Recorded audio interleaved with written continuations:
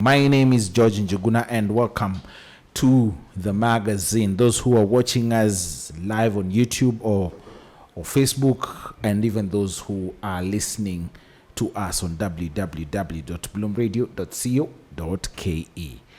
It's another new month, and apologies, last week I had to take a break. I was so tired, but we are back, and today I have a very good friend.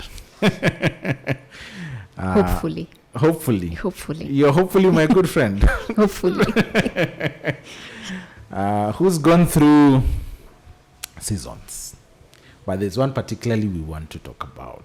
Her name is Catherine Njeri. Njeri, how are you? I'm fine, thank you, George. How are you? I'm fine. Yes, it's good to see you after a very long break. Time. Yeah? Let's just call it a minute. I can't remember the last time I saw you. Maybe it was Menelik Road? Yes, it was. That should be what, 2013? Yeah. No, but we met sometime after that at All Saints. Oh, yes, we did. Yes, we've met several times at All Saints. Yeah. And so Njeri is our guest today, and we're going to talk about different things. She's going to talk about her journey, and we're going to talk about something that she went through. What is it? Stay to find out. Remember, you can get in touch with us on our social media handles. That is at Bloom Radio KE on Facebook, Instagram, or Twitter. Or better yet, you can get in touch with us on our WhatsApp number. That is +254 753 903 373. +254 753 903 373. Njeri? Yes. Who does the world doesn't know you in this space. So tell us, who is Catherine Njeri? Well, what do you want to know? What does the world want to know? Well, my name is Catherine Njeri, an only child of my mother. You're an only child? Yes. Okay. But I specifically say of my mother because hapo pengine hatujui. We don't know the rest. So, yes. What else would I want to share? How was your upbringing? Ooh, interesting. I had some interesting times growing up. I grew up around my cousins, and so that was quite entertaining.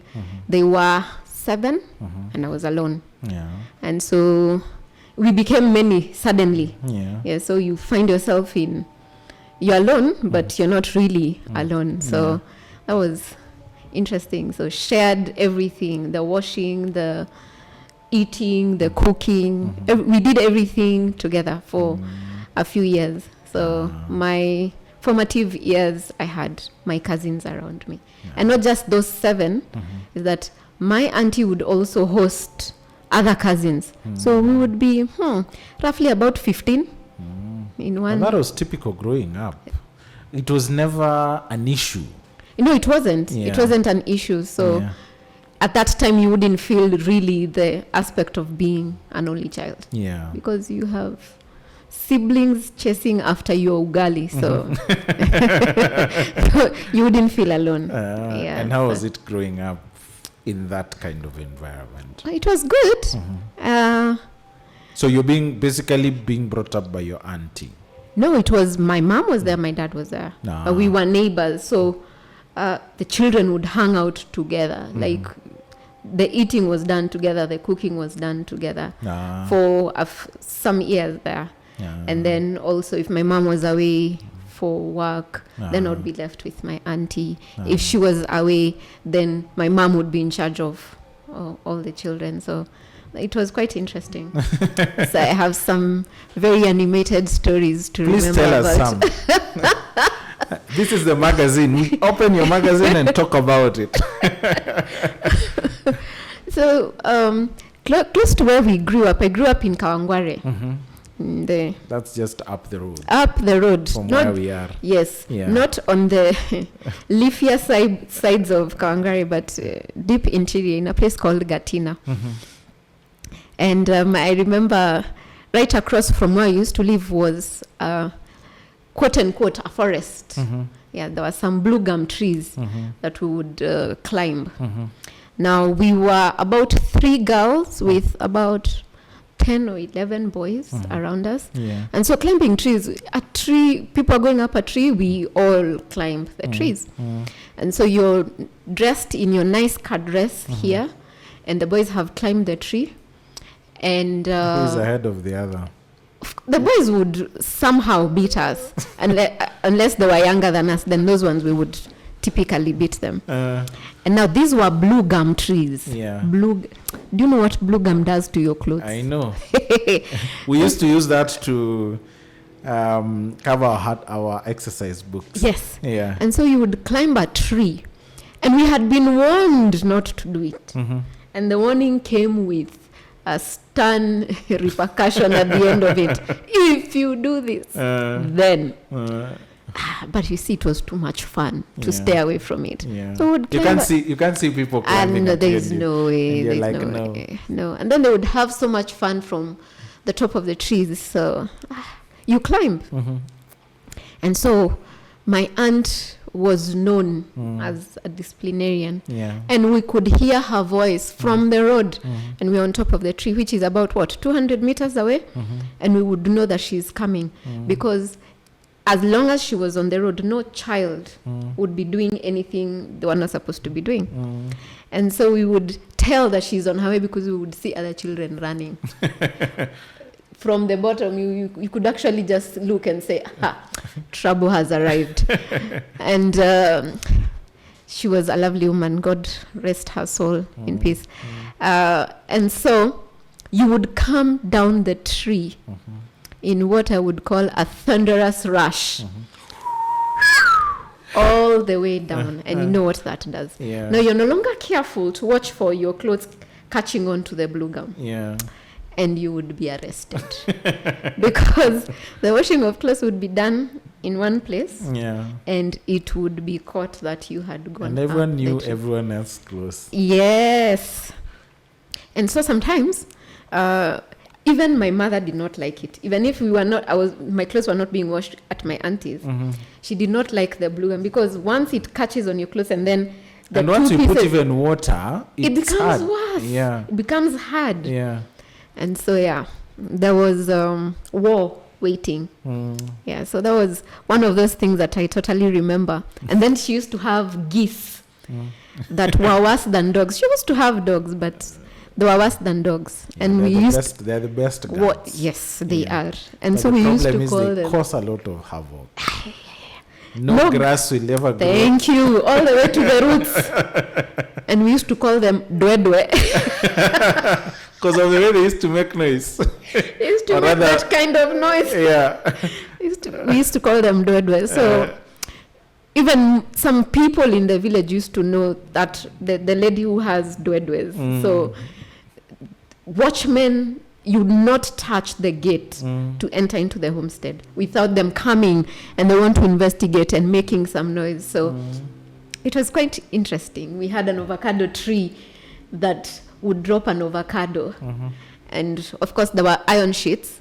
And so when the avocado fell, there would be this, call it 10 children, running out to find the avocado that has fallen. Now, you could not risk and leave your ugali and sukuma wiki on the ground because you're chasing an avocado. Why? Because of your auntie or No. Yeah. You will not find anything. everything will have gone? These are 10 hungry children who played the whole day. But why are you running after that avocado? Because it's not ripe. It will take another 1 or 2 days before it's ready. Okay, you can hide it somewhere. Okay. If you find a spot to hide it.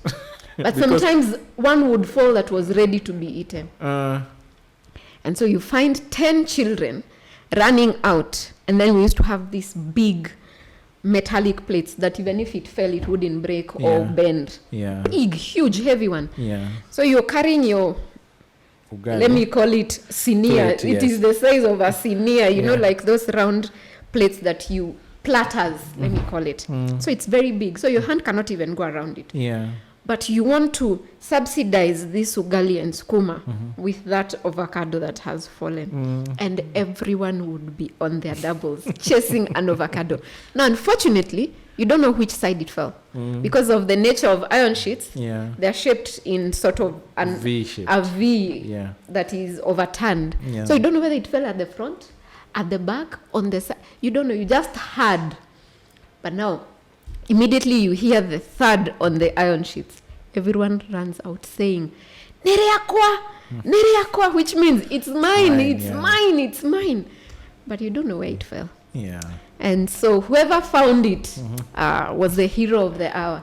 They would choose to either eat it alone or to share.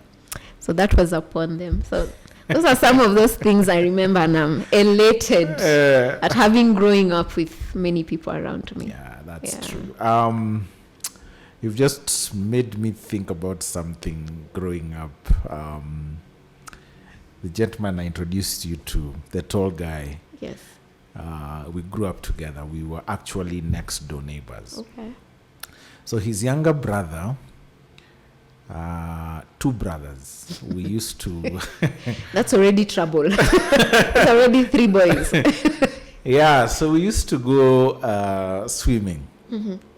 Especially when there is no water in the estate. We used to go swimming, and the only warning was that we don't want to see anyone. You know the way you bathe with, you go swimming and the way you look like after you've come back. Like you have ash on your skin. Yes. That's the one thing that you always prevented yourself not to. And as boys, do we carry Vaselines for what? We just go swimming. And when you come back, it's trouble. But it was nice. It was really, really, really nice. Just growing up and thinking about it. Let's take our first short break. When we come back, we talk about the next phase of your life. Remember, you can get in touch with us on our social media handles. That is at Bloom Radio KE on Facebook, Instagram, or Twitter. Or better yet, you can just send us a WhatsApp message. That is +254 753 903 373. +254 753 903 373. You're not only listening to us today, but you're also watching us live on YouTube, and that is Bloom Radio KE.